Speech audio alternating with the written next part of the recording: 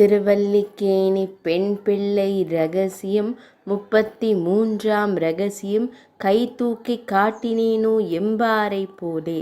கண்ணபிரான் ஆய்ச்சேரியில் சிறு பிள்ளையாய் வளரும்போது தன்னையொத்த சிறுவர்களுடன் விளையாடுகையில் கண்ணை புரட்டி விழித்தல், கண் ரப்பைகளை தூக்கிக் காட்டுதல் முதலிய சேஷ்டைகளினால் தோழர்களை அச்சமுற செய்வதுண்டு.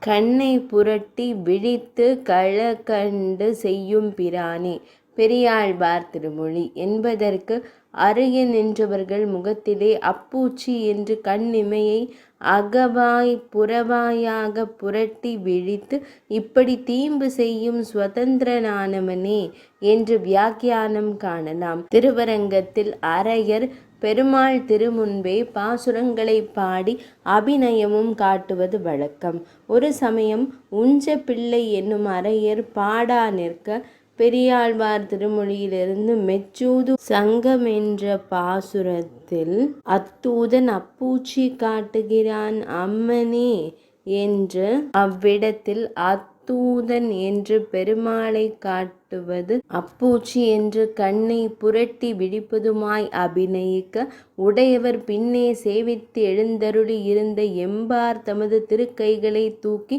தோள்களோடு சேர்த்து பெருமாள் சங்கம் சக்கரங்களை ஏந்தியுள்ளது போல காட்ட அரையர் கண்டுகொண்டு அப்படியே மாற்றி அபிநயித்து காட்டினார்.